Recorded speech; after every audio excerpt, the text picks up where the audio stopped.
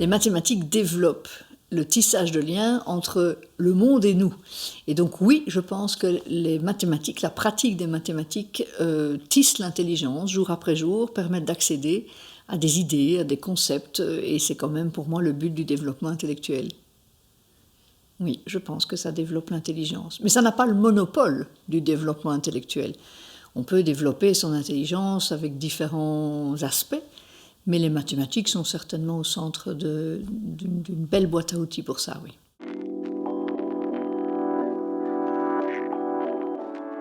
Pourquoi les mathématiques, bons outils pour développer l'intelligence? Parce que toute notre vie, nous devons nous sortir du monde sensible, de nos expériences physiques, de nos expériences dans la vie, pour abstraire et accéder à des idées, manipuler des concepts.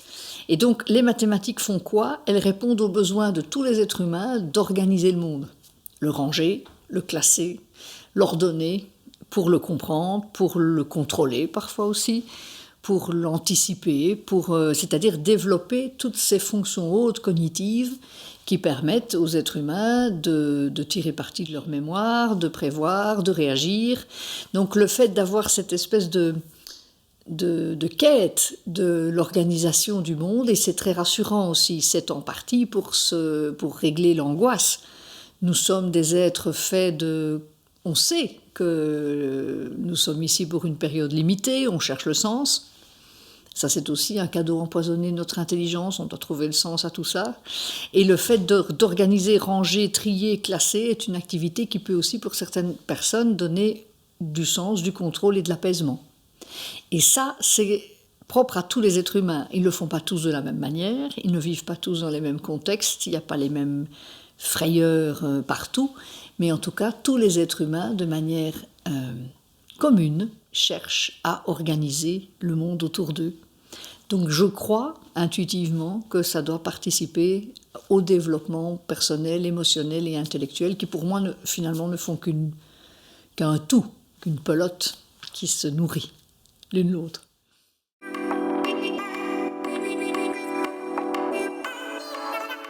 Les mathématiques ne sont pas du tout internationales dans leur manière de faire. On n'enseigne pas les mathématiques, même au sein même de notre vieille Europe, de la même manière partout. Mais quand on voyage et quand on rencontre d'autres cultures, à d'autres époques, à d'autres latitudes, les mathématiques n'ont rien à voir. Donc elles sont bien là pour répondre au milieu, pour répondre à l'organisation du milieu. Et donc tous les milieux ne demandent pas la même organisation. En revanche, ce qui est propre à tous les êtres humains, c'est de donner du sens à ce qui se passe autour d'eux, aux objets autour d'eux et aux événements autour d'eux. Et donc, ils les organisent, ils les rangent, ils les comprennent et ils accèdent peu à peu à une forme d'abstraction, au fait de pouvoir réfléchir sur des idées, des concepts, ce qui, on le sait, est une des finalités du développement intellectuel, ce qu'on appelle le stade formel, se dégager des expériences physiques pour manipuler des idées.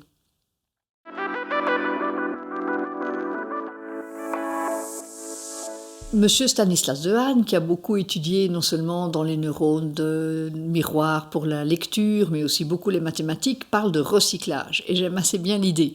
C'est-à-dire que le cerveau va s'adapter. Nous avons des aires dédiées à différentes choses. Alors si je prends spécifiquement les mathématiques, eh bien c'est l'œil qui dirige. Donc le petit croit que ce qui prend plus de place a plus de poids, de masse, de valeur, et puis peu à peu il va se dégager de ça pour dire non, c'est pas parce que c'est plus grand que ça vaut plus, c'est pas... Donc il va se défaire de ce qu'on appelle sa pensée intuitive. Et donc le cerveau va effectivement, par ses expériences, ses erreurs surtout, tiens, je crois que ce qui est loin de moi est petit. On le croit très longtemps, jusqu'à ce que l'intelligence se dise « Non, mais c'est pas possible que le monde, que les gens diminuent de taille en s'éloignant de moi. C'est ma vision qui me trompe. Non, la taille est une constante. » Et donc le cerveau recycle des aires qui servaient déjà depuis longtemps à regarder, à évaluer, pour les spécifier. Donc il n'y a pas de nouvelle zone tout à coup qui se crée, il y a une mise en service d'une zone archaïque au profit des mathématiques qui sont exigées par le milieu. Donc il y a réellement modification de la myélinisation, ça se voit grâce aux imageries médicales aujourd'hui. Donc la masse cérébrale au départ n'attend qu'à une chose, c'est à apprendre, et à se spécialiser dans ce que le milieu va valoriser et attendre. Donc oui, il y a une plasticité dont on n'a pas encore, à mon avis, découvert, en tout cas les spécialistes le disent, toute la magie et l'étendue, mais le cerveau est en permanent rééquilibrage, oui.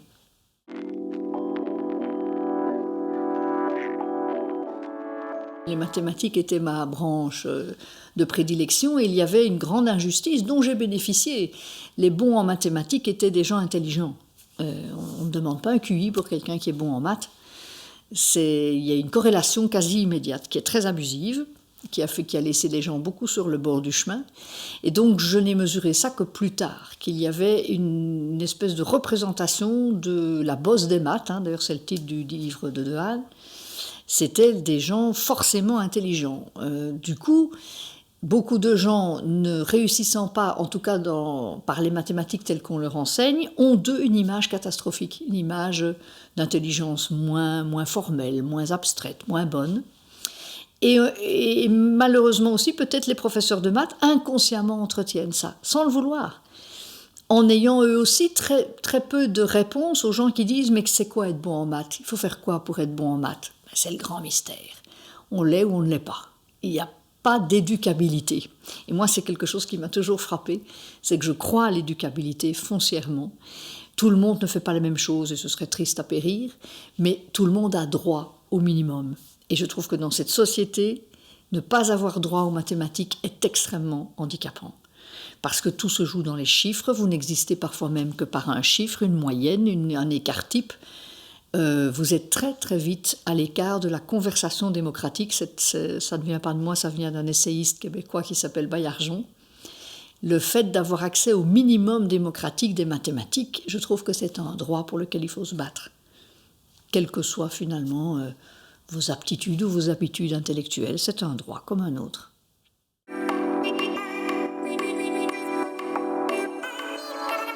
Le résultat en mathématiques vous classe déjà. Donc il suffit d'aller voir la file des parents devant les professeurs de mathématiques, de sport ou de religion ou d'art pour voir que les mathématiques entretiennent à la fois leurs secrets et leurs menaces. Et donc vous vous mettez vite en retrait.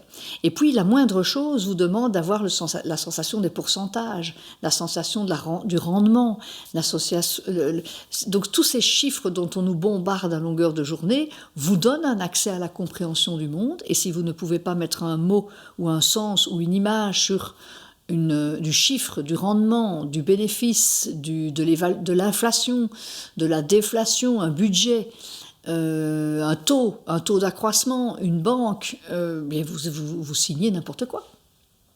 Vous vous engagez à n'importe quoi.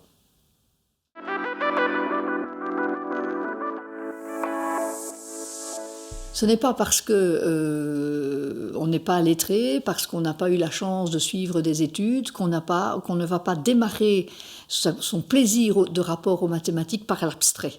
Et donc, il y a des gens qui s'y retrouvent beaucoup plus dans des mathématiques plus abstraites que dans des mathématiques plus concrètes. Moi, je m'occupe de gens dyscalculiques, qui ont des troubles de la logique mathématique, et ça me surprend toujours de voir à quel point ils peuvent buter contre des calculs de base et s'envoler quand on parle de mathématiques beaucoup plus abstraites, à leur grande surprise aussi personnelle. Et ça, c'est très jubilatoire. La manière d'enseigner peut être un frein parce que l'enfant ou l'apprenant croit qu'il doit se faire comme ça, qu'il ne faut pas faire autrement. Je pense par exemple au passage à la dizaine. C'est un truc qui revient tout le temps. Ah, je perds un temps avec ce passage à la dizaine, 8 plus 7, c'est 8 plus 2 plus 5, enfin, non, c'est pour certains beaucoup plus facile de faire 8 plus 8, 7 plus 7. Et c'est là aussi que l'interculturalité nous aide à sortir des carcans, à nous dire, mais non, on nous l'a enseigné comme ça, on voudrait le transmettre comme ça, mais il y a d'autres manières. Et je pense que les apprenants en difficulté, pour des raisons cognitives, d'histoire, de culture, viennent faire exploser ça, et c'est très, très salutaire.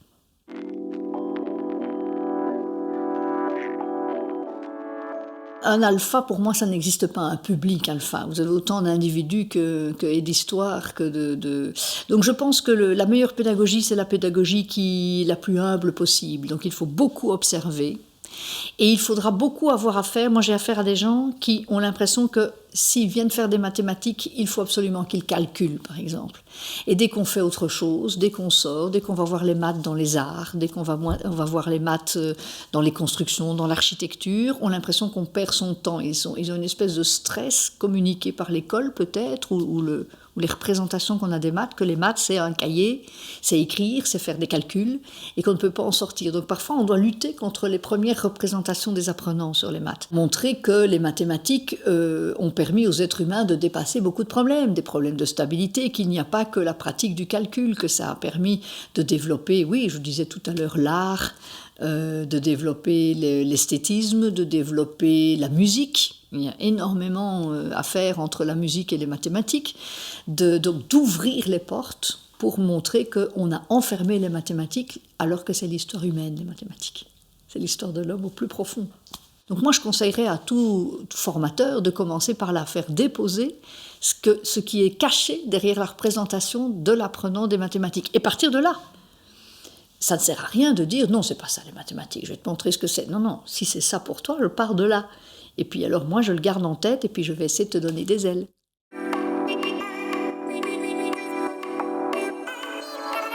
Le cerveau, sa première mission, c'est survivre. Et comprendre, se développer, réfléchir, comparer, c'est souffrir. C'est se rendre compte qu'il y aura une fin, qu'il y a eu un début, qu'il y a peut-être une rupture psycho-affective dans ma vie. Donc apprendre à avoir du recul, anticiper, réfléchir n'est pas simple. Ça veut dire affronter ses démons, ça veut dire affronter ses traumas. Et certains psychologues avancent l'idée que le psychisme peut parfois s'interdire de progresser dans le développement intellectuel de la logique, parce que ce qu'on comprendrait serait juste insupportable. Et donc c'est dans ça qu'il faut un grand respect quand on entre dans cette espèce de mission de développer la logique chez les gens, parce qu'il y a des protections psychiques, il y a des fermetures pour lesquelles je pense qu'il faut avoir le plus grand respect. C'est pas pour ça qu'on abandonne, c'est pas pour ça qu'on ne va pas essayer d'un autre chemin, mais en être conscient, surtout quand le public est aussi hétérogène et blessé que le public parfois auquel on a affaire, c'est très important de le savoir. Je suis toujours émue parce que j'ai eu tellement de témoignages, en alpha notamment, hein, j'ai été traîner mes culottes là-bas, et avec le plus grand bonheur, de gens qui vous disent avec les larmes dans les yeux, mais c'est pas de la tristesse, c'est une forme de résilience. On m'a toujours jugée nulle, je m'en souviens encore, Madame Hénuzet, on riait. J'étais tétanisée parce que je ne pouvais plus savoir que 5 et 5, ça faisait 10, tellement j'avais peur. Et puis maintenant, même à mon âge, on peut me réconcilier avec moi-même à travers les mathématiques. Alors ça, c'est le cadeau que je vous souhaite.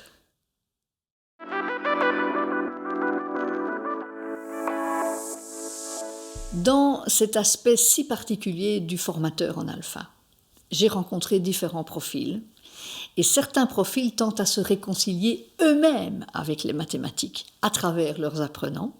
Ça peut être intéressant comme freinant. Ça peut être intéressant d'aller chercher une espèce de réparation à ce qu'on vous a peut-être fait subir à vous-même. D'où l'idée de la frilosité de certains apprenants. Je ne suis pas assez bon en maths. Est-ce que je prends la responsabilité de prendre un groupe pour les mathématiques ? J'avais envie de dire à tous ces formateurs, faites la paix avec vous-même, faites la paix avec les mathématiques, réconciliez-vous et ne transmettez pas votre peur. On vous a peut-être fait violence avec les mathématiques, mais l'histoire n'est pas terminée et vous serez peut-être les meilleurs accompagnateurs pour ces élèves, mais la peur de ne pas être à la hauteur parce qu'on vous l'a fait croire est une peur sur laquelle il faut vraiment travailler.